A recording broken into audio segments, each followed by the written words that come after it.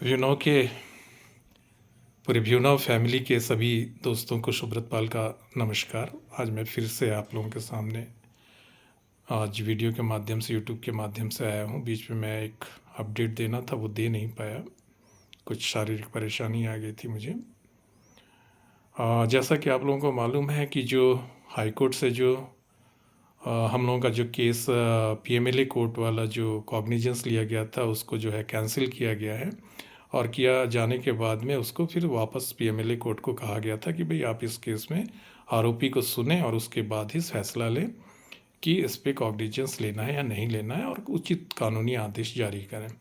तो 24 फरवरी को PMLA court में उसकी हियरिंग थी, लेकिन सभी को ज्ञात होगा कि उस दिन स्ट्राइक के कारण या बार काउंसिल में जो भी स्ट्राइक से संबंधित मुद्दा था, तो उसके चलते 24 तारीख को काउंसिल एडवोकेट जो है वो उपस्थित नहीं हुए थे और हमारे जो प्रॉक्सी एडवोकेट्स हैं वो उपस्थित हुए थे। और चूँकि उस दिन कोई बहस नहीं हुई या किसी भी प्रकार की कार्रवाई नहीं हुई, तो एज़ पर जो अभी कोर्ट का ऑर्डर इशू है 24 तारीख का, उसके हिसाब से जो हियरिंग डेट है वो हमारे प्रॉक्सी वकील के अनुरोध पर जज साहब के द्वारा 17 मार्च को अगली हियरिंग दी गई है, जिसमें ये बहस होना है कि इस मैटर में जो चार्जशीट ईडी ने प्रस्तुत किया है उसमें मुकदमा चलाना है या नहीं चलाना है, उस पर बहस होनी है।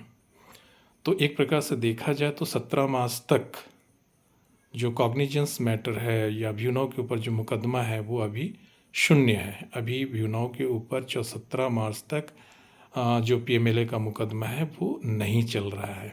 17 मार्च को जब बहस होगी उसके बाद जो रिज़ल्ट्स आएंगे या जैसा भी उस दिन का वो रहेगा वो उस दिन हमको पता चलेगा। लेकिन बहरहाल हम लोग को बहुत बड़ी रिलीफ मिली हुई है कि इस दरमियान जब कंपनी के ऊपर या सुखी सर के ऊपर या मैडम के ऊपर या आरिफ निसार सर के ऊपर किसी भी प्रकार का मनी लॉन्ड्रिंग का मुकदमा नहीं चल रहा है, सिर्फ आरोप लगे हुए हैं और ये सारे लोग जो है 1 साल से लगभग जुडिशल कस्टडी या हिरासत में है, तो हमारे बेल का जो मुद्दा है वो बहुत स्ट्रॉन्ग हो जाता है।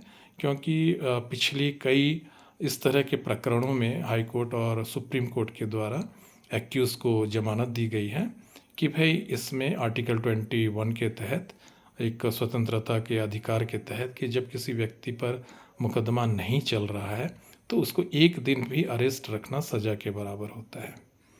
तो फ़िलहाल हम लोगों को ये एक सकारात्मक विषय मिला हुआ है और इस विषय में हमारे सुखी sir, Dimple madam, Arif Nisar sir, उनके बेल की एप्लीकेशन विचाराधीन है।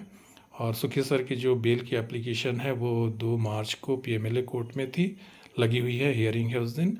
लेकिन अभी जैसा पता चला है कि उस दिन जज साहब कैजुअल लीव पे हैं, तो निश्चित 2 मार्च को किसी प्रकार का कोई बहस या कोई कार्यवाही नहीं होगी उस बेल के संबंध में। डेट मिलेगी, पहले से आपको बता दे रहा हूँ, इसलिए किसी को परेशान होने की उसमें आवश्यकता नहीं है। 9 तारीख को आरिफ निसार सर और डिम्पल मैडम के बेल के रिगार्डिंग जो है पंजाब हरियाणा हाई कोर्ट में जो है सुनवाई है और मुझे विश्वास है कि शायद 9 तारीख को इस बेल के रिगार्डिंग कुछ पॉजिटिव न्यूज़ हम लोगों को मिले, क्योंकि अभी परिस्थितियां हम लोगों के साथ में हैं।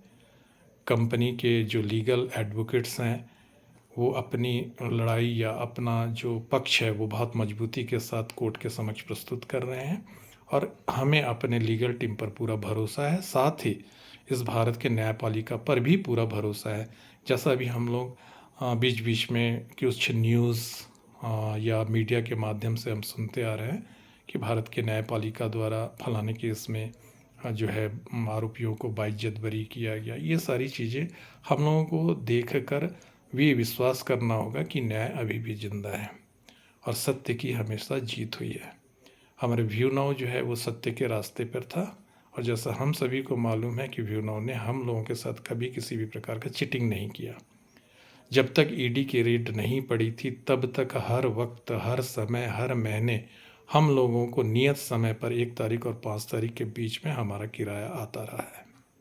हाँ, जो व्यक्ति अक्टूबर में यदि पार्टिकल खरीदे हुए होंगे शायद उनको किराया नहीं आया होगा और वो इसीलिए वो थोड़ा सा उनका उनके मन में नेगेटिविटी या वो विचलित होंगे क्योंकि उन्हें एक भी किराया नहीं आ पाया। लेकिन अक्टूबर के पहले जिन्होंने भी पार्टिकल ख़रीदा था, सभी को नियत समय पर हमेशा व्यू नाउ के द्वारा किराया दिया गया है। इसका मतलब यह है कि हमारे साथ व्यू नाउ ने कभी भी किसी भी प्रकार का चीटिंग नहीं किया। तो जब व्यू नाउ सही रास्ते पर, सत्य के रास्ते पर चला है, तो निश्चित ही भारत की न्यायपालिका से हम लोगों को जो है न्याय मिलेगा और व्यू नाउ की जीत होगी। तो अभी हम लोगों को देखना है कि जो 9 तारीख को डिम्पल मैडम की बेल है और आरिफ निसार सर की बेल है, उसमें कुछ पॉजिटिव चीज़ें हमारे सामने ज़रूर आए और हम विश्वास करते हैं और हम उम्मीद करते हैं कि कुछ बेहतर ही होगा। बाकी व्यू नाउ सही रास्ते पर चल रहा है और हम जो व्यू नाउ के सारे फैमिली के जो भी सदस्य हैं, उन्होंने इतने समय तक बहुत ही धैर्य के साथ में कंपनी का साथ दिया, एक दूसरे का साथ दिया।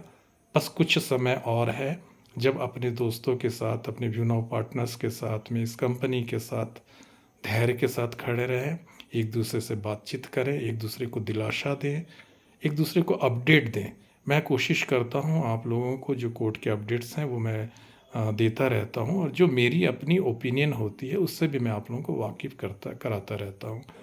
तो मैं अब इस कंपनी को लेकर पूरी तरह से पॉजिटिव हूँ कि हमारा किराया आएगा, ज़रूर आएगा और जैसा सुखी सर ने कहा है कि किसी को कोई नुकसान नहीं होगा। इस दरमियान जितने लोगों का भी जो भी बकाया राशि है विथ इंटरेस्ट उनको पेमेंट करेंगे। उनके पास सारे बिज़नेस मॉडल जो हैं, इस पे हम लोग को किसी भी प्रकार का शक नहीं करना चाहिए।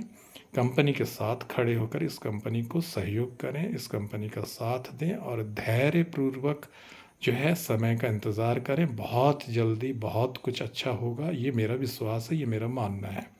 आप लोग मुझ पर विश्वास करके मेरी वीडियो देखते हैं, उसका धन्यवाद कहता हूँ और जो लोग मुझे नीचे नकारात्मक कमेंट्स करते हैं, मैं उनका भी धन्यवाद करता हूँ। उनकी उसमें कोई गलती नहीं है। इस पर्टिकुलर कठिन परिस्थिति में बहुत लोग जूझ रहे हैं, मैं भी जूझ रहा हूँ। बहुत लोग कहते हैं कि मैं अप्लायनर हूँ, मैं ये हूँ, वो हूँ। मैं कोई अप्लायनर नहीं हूँ।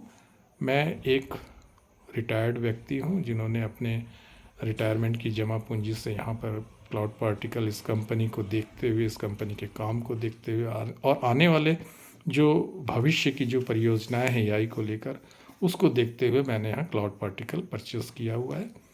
और निश्चित रूप से हमारी जो ये कंपनी है, ये एक बहुत बेहतर कंपनी बनेगी। कंपनी के जो लक्ष्य हैं वो सारे पूरे होंगे और जो लक्ष्य का निर्धारण समय था शायद उससे पहले अब हो जाए, मैं यहाँ तक मान सकता हूँ।